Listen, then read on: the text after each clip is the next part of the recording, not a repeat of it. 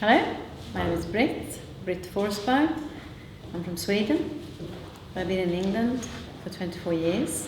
I'm a teacher of voice, movement, acting technique, presentation skills, and confidence building. I focus on presence and the ego. Basically, how to calm nerves and not be so self-conscious. During my years as a teacher, which I've done for over 30 years, I've had many private students. And when I have a private student, I sit down with them to begin with. We sit down together and have a little chat about the situation. Often, obviously, they come to me because they want to solve something, they want something to get better. Often actors, but also be people who have a presentation ahead, or a poem they're going to read at the wedding, and they start to feel really nervous and scared about this event. So I sit down with them and have a little chat, quite casual chat. And it was during those chats I started to discover where the problem is. Because quite soon in the story about when they're talking about the work they're doing, comments like, and I'm working with so-and-so and he's so stressed, and or if in theatre my director is, I don't understand my director, or something about the room, our room is too small, or we're moving room all the time, or when I'm going to read my poem at the wedding, my uncle is there and he always criticizes me, etc., etc. So, or if they're coming closer to the event, it's often something about themselves. I need to lose weight, or what shall I wear? So, and then even closer it comes to, I'm never going to learn all this text. And here it comes, I can't do it, why did I say yes? That's why I call the book that, because I've heard this so many times. So I start to realize, well, I think we heard the problem here. That is this constant judgment upon the environment, other people, or yourself. Because when I was watching my student, I could see them, there were so many emotions starting to happen in them, or discomfort, or anger, or irritation, or despair, or seeing this self-confidence just sort of pouring out of them. Making this first yes that they said once upon a time, disappearing, fading away in a far distance. And I'm a great believer of that first yes. However badly thought through that yes was. There was a yes, and when I talk to people, and when we eventually get back to it, they really meant it, they really felt it. Because that yes came from a true place without all the external judgmental thoughts of other people or yourself.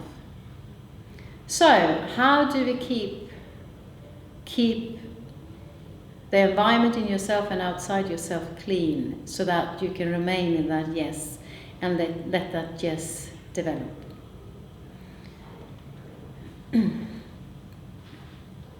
I'm a great believer in techniques, because we can trust techniques, and if techniques takes us to or from feelings, well then I think we can sort this out.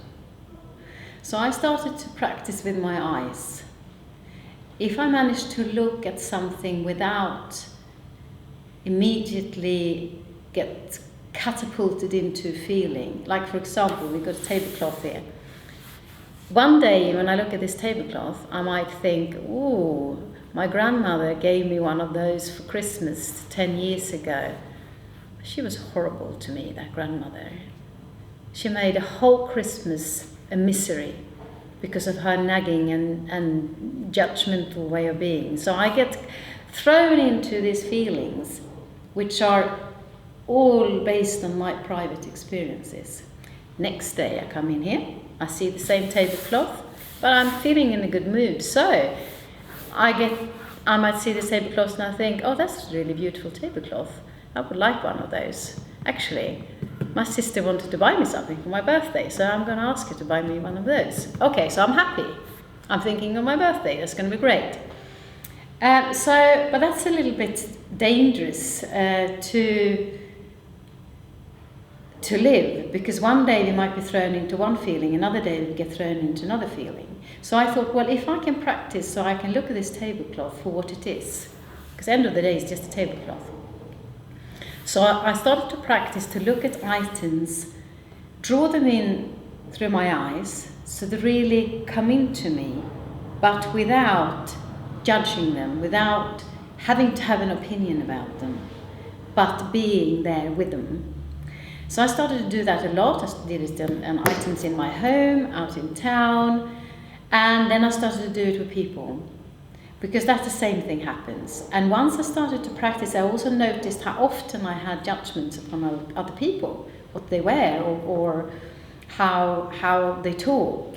It can be simple things from, how overweight that person is, look what they got in the basket. They shouldn't buy these things. And here we go, I had this feeling, they shouldn't do that. And it all cost NHS so much money. Or the opposite, I see someone with a beautiful coat that I know costs a lot of money, and I'm thinking, oh, I wish I could have, why do I never have a good salary? Why can I never buy all these beautiful clothes? So envy, right? Or I see something that I'm very proud of, so I think, oh, I'm great. Okay, so here we go again, being thrown into judgmental feelings. So I did the same with people, to look at them and take them in without judging. And everything became so peaceful and saving a lot of energy, because it takes a lot of energy to go through so many emotions about, just seeing the tablecloth, having all that journey through the emotions. And a little bit sometimes, well, a lot at other times. Anyway, what it does is it messes up this instrument that's us. Because when you present and perform, you are the instrument where your material, your message is going to go through. And if you're clogged up with all a chaos of different feelings, then it's not going to go very well, is it? So, if I do this a little bit every day, I get into a habit of keeping my instrument clean. So when the day comes, when it really matters, when I'm going to be on stage, then I'm there already. The bonus here is that life becomes much nicer. And you save energy, you don't get so tired, and there's room for many other things, like seeing other people, listening to other people, noticing things in your environment, hearing birds in the middle of the city that I didn't know were there.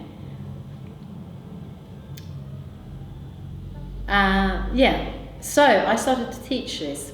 I practiced it myself, obviously first, as a teacher. One good example is, already as a 24-year-old, I was out in classes where there were 14-year-old kids, and I went from school to school. And what happens is that in some classes you have this few of them, maybe 5 people in the class who are trying to mess me up, the guest speaker, to make them feel vulnerable and nervous. So I practiced this. So when I came into one of these classes, they were really quite nervous energy, and then they started to throw words at me, trying to make me feel weak and lose my thread. But I didn't say anything to begin with. I just went into the classroom and I just stood there and looked at everybody without judging them, without thinking one thing or the other, and everybody in the same way, and I listened to them. And it didn't take many minutes and everything started to calm down, and they started to look at me and listen to me. So there we were, all of us together, looking and listening and just waiting. And in that waiting, there's a lot of things going on with energy and connection. That's great. That's a great moment to start to talk. To come to the core of what I wanted to say and what I wanted to deliver straight away. And you get them on board, and because I'm listening to them, they feel listened to. Because they feel listened to, they can't say stupid things anymore, because they are not stupid. So if I'm there to take them serious, well, they can't be stupid then, can they? Because I'm actually going to take on board what they say, for real. So we got quite far in our discussions. And I thought, well, this is actually pretty wonderful, and that's a good discovery. So I am still teaching that. And I love every time I can help someone to discover this. Because when they practice it, apply it, they also come back with stories similar to mine. Another good exercise that I have put in this book, that I don't even know if I mentioned that I'm not talking about my book I've written, which is called I Can't Do It, Why Did I Say Yes? Did I say that? No. No. I've written a book, I made a book, and I called it I Can't Do It, Why Did I Say Yes? Because I've heard it so many times. So I made this book with these techniques of the ones I've been describing to you. And one is called dropper level, and that basically doing the same thing with yourself. How can I become present in myself without judging parts in myself? Because we know we all love some parts of ourselves and some we hate. We wish we could take them out, throw them away.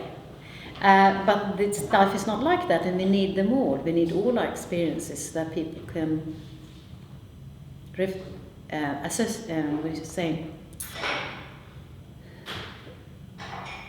identify themselves with us. We need to have all experiences, but not from the point of view where I decide in what way, but I'm just being in my experiences, so you can have your own reflections upon similar experiences in you. Again, dropper level is a way of relaxing into yourself where all your memories are without interfering with my private opinion about them. So therefore, my inside becomes as calm, as accepting as my outside. So when I have my inside in that acceptance, non-judgmental acceptance, and my outside, and with other people, and it's just to let the message shine through, basically. However, it is a performance, it's that 1 minute poem you're going to read at your best friend's wedding. A presentation or a teacher or a song you're going to sing. Then it comes to the point where I have my great belief in that the performance is not about the performer, it's about the message, and it's about the listener, it's about the audience. That is all going to the audience anyway, so that they can carry on something from the teaching, from the music, from the art, from whatever it is. And I believe that it can only truly happen when you are not in your ego equal, then you're not judging yourself and other things. So I help people with that many, many times, and their performances and their presentations went really well when they did this. But despite that, it didn't take long and they stopped practicing these exercises. So a few months later they called me again, I need help, I'm doing this and I can't do it. Why did I say yes? Well, things like that. So, and I thought, you come and booked a lesson, and they come to me, and most of the time I was right in thinking, well, I know what we're going to work with. We're not going to work with the content of their presentation or performance. We're going to work on this to get in touch with all of it. Because I wasn't teaching them the content. I didn't know the subject. I didn't know the character. So we did this, and all together again, blah, blah, blah, everything started to blossom, and they say, oh, yeah, of course, I forgot. As we do, human beings, we discover something, we sort of catch that moment, we sort of feel it, yes, and we know what it is. We sort of just know that works, but then we lose it again.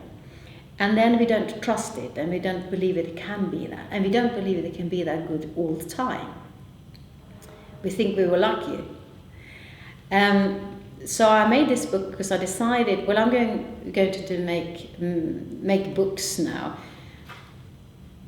with more than my exercise, but I decided to separate these from the others to make a point out of it. Here is the answer. Here is the problem and here is the answer. Forget the rest for the moment. So I thought I made that view stronger by making a book just about this. I decided to make a character, it's cartoon character that you follow through the book. So it's a story from the moment you say yes, going to the point when you hate yourself for having said yes, and to after the performance. We also deal with aftercare. Basically, when is your performance finished? Well, it's never finished after you said your last letter. It's finished long after that. So it's a story. There are also exercises to come back to. There are some words of wisdom, I hope. Anyway, things I've thought about that I invite you to look at, to contemplate upon, to see how they work with you. Hopefully I tap into things you already thought about, reminding you about it, giving you a little bit more time to think about them, because end of the day it has to land in you, it has to be owned by you to really work. And hopefully, I wish this book can do that. Because it's not about me, that book. It's not about the book. It's about you, and it's about your message, and it's about your audience, end of the day. Thank you. Thank you.